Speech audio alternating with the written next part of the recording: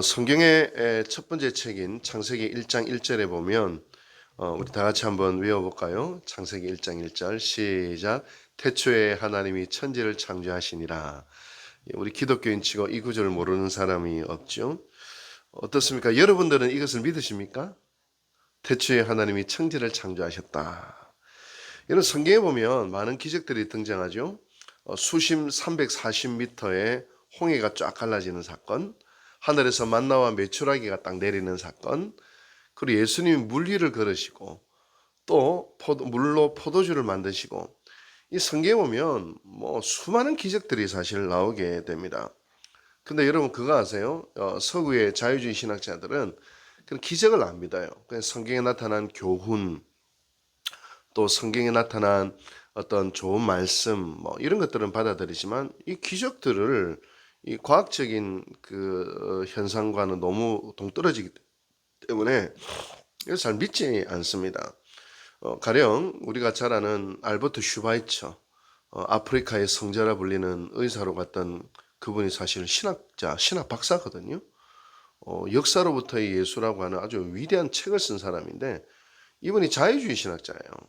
그분은 굉장히 인품이 훌륭한 분이시지만 예수님의 기적을 안 믿었어요. 안 믿었어요. 그래서 좀 약간 신학적으로 보면 좀 마귀와도 가까워요. 신학적으로 보면. 우리는 물론 성자고 훌륭한 인격을 갖춘 분이기는 하지만, 여러분, 근데 저는 제 생각 아주 단순합니다. 창세기 1장 1절이 믿어지면 다 믿어진다. 태초에 하나님이 천지를 창조한 걸 이걸 믿으면 340m 홍해가 갈라지는 거 그거는 우스운 일이지 예수님 물 위를 걸은 거 그거는 쉬운 일이지 태초에 하나님이 천지를 창조하셨느니라. 할렐루야. 이걸 우리가 믿어야 되는 거예요. 여러분, 저는 늘 이런 생각이 듭니다. 창세기 1장 1절 믿으면 우리는 못 믿을 게 없다. 못 믿을 게 없다. 보험서를 읽다 보면 우리가 한 가지 사실을 알 수가 있는데, 예수님은 하나님 그 자체이시다.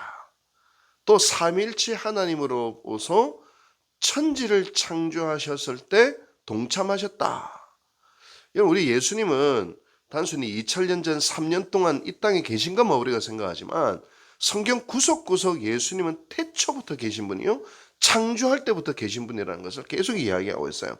가령 요한복음에서는 이 사실을 뭐라고 증언하고 있냐면, 요한복음 1장 1절에서 3절, 10절에서 12절 말씀 제가 한번 읽어드릴게요. 태초에 말씀이 계시니라.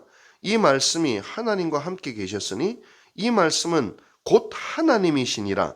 그가 태초에 하나님과 함께 계셨고 만물이 그로 말미암아 지은 바 되었으니 지은 것이 하나도 그가 없이 된 것은 없느니라. 보세요.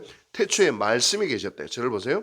말씀이 계셨고 이 말씀은 곧 하나님이래요. 이 하나님이 천지를 창조하셨대요. 말씀이 하나님이고 하나님이 천지를 창조하셨는데 이 말씀이 어떻게 됐다? 육신이 되어 이 땅 가운데 오셨다. 그죠? 하나님이시고 창조하신 그 말씀이 육신이 되어 이 땅에 오신 분이 누구예요? 예수님. 이 요한복음이 증언하는 것입니다. 그래서 10절 이하를 보면 그가 세상에 계셨으며 세상은 그로 말미암아 지은 바 되었으니 세상이 그를 알지 못하였고 자기 땅에 오매 자기 백성이 영접하지 아니하였으나 영접하는 자 곧 그 이름을 믿는 자들에게는 하나님의 자녀가 되는 권세를 주셨으니. 야, 이런 말씀이 있었나 성경에? 있어요. 요한복음 1장 1절에서부터 12절까지 나오는 말씀입니다. 예수님은 말씀이시다.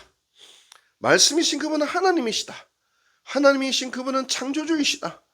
그분이 육신으로 오셨다. 그 예수님을 믿으면 우리는 하나님의 자녀가 되는 권세를 우리는 받게 된다. 이것이 바로 요한복음의 서두에 나오는 내용입니다. 자, 그런데 오늘 본문도 사실은요, 예수님이 창조주이심을 이야기하는 본문이에요. 오늘 본문도요. 예수님은 제자들과 함께 작은 조각배에 올라타셨습니다. 그런데 해가 저물고 갑자기 바다에서 광풍이 불고 큰 파도가 일어나기 시작하죠. 이 파도가 얼마나 거세였는지 어부 출신은 베드로마저 두려워 떨기 시작했습니다. 그런데 예수님은 아랑곳하지 않고 깊은 잠을 주무시고 계시죠. 제자들이 급하게 예수님을 깨웁니다. 주여 구원하소서 우리가 죽겠나이다 부르짖습니다.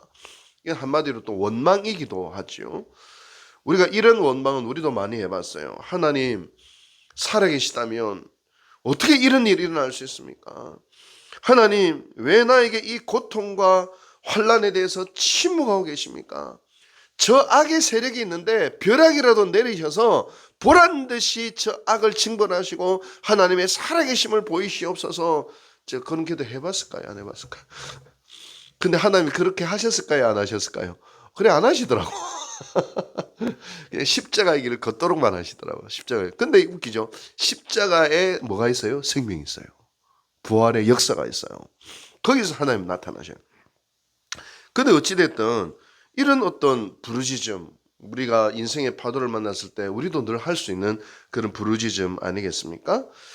주님은 이런 제자들을 위로하시기보다는 오늘 본문을 보니까 오히려 꾸짖으십니다. 어찌하여 무서워하느냐? 믿음이 작은 자들아. 그리고 어떻게 해요? 바람과 바다를 꾸짖으시니 즉시로 잠잠하게 되었다라고 오늘 성경 본문은 이야기하고 있습니다.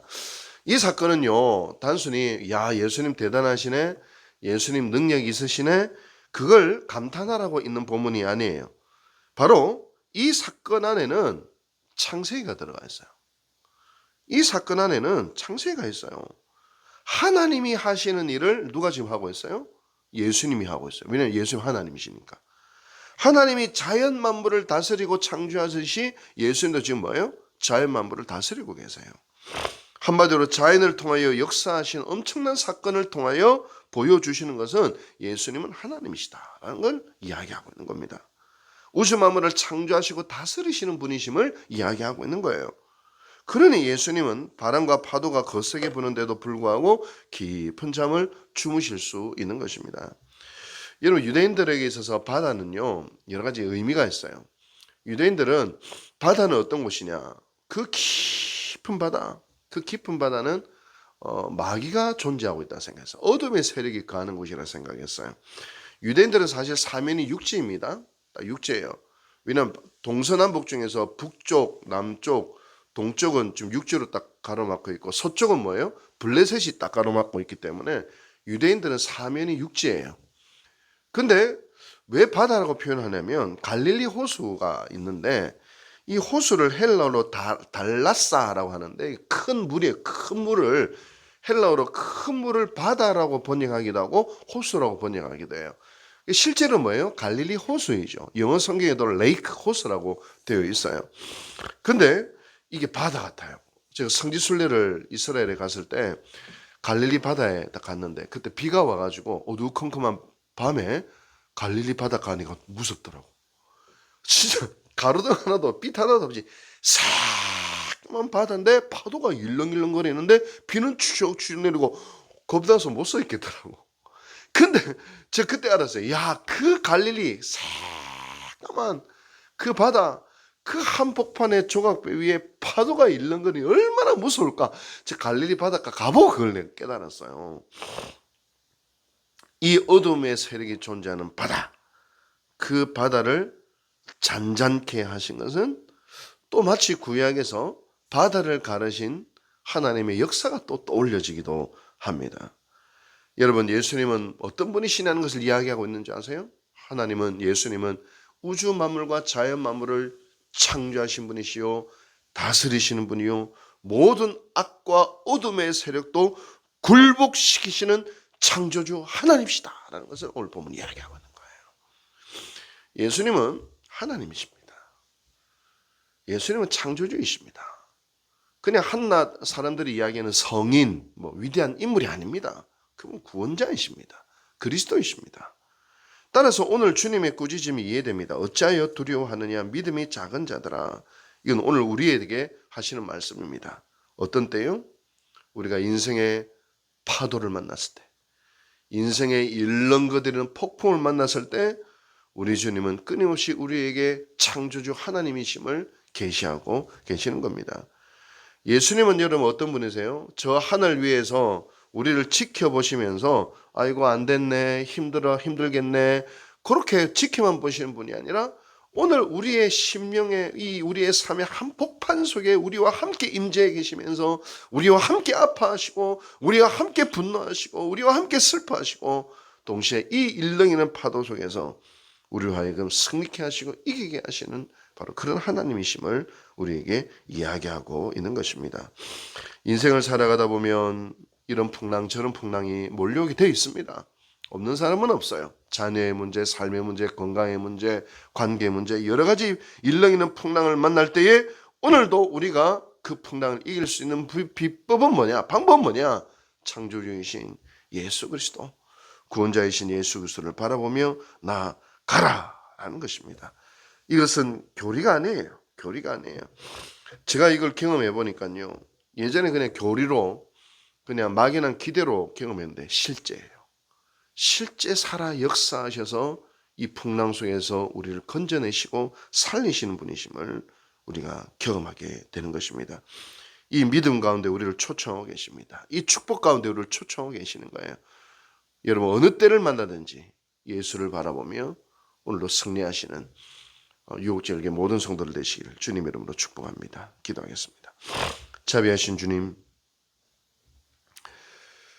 인생이 어찌 잔잔한 바다와도 같겠습니까? 때로는 풍랑이 일고 때로는 어둠의 깊음 속에 들어갈 때도 있고 때로는 감히 내가 컨트롤하지도 감당하지 못하는 상황 속에 놓여 있을 때도 있으나 그 속에서 나와 함께 하시고 나를 지키시고 나를 건지시고 나를 살리시는 창조주 하나님 예수 그리스도를 바라보며 나아갈 수 있는 믿음의 소유자 되게 도와 주시옵소서.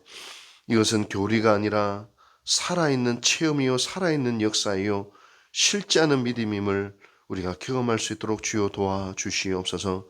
이 모든 말씀 예수님의 이름으로 기도하옵나이다. 아멘.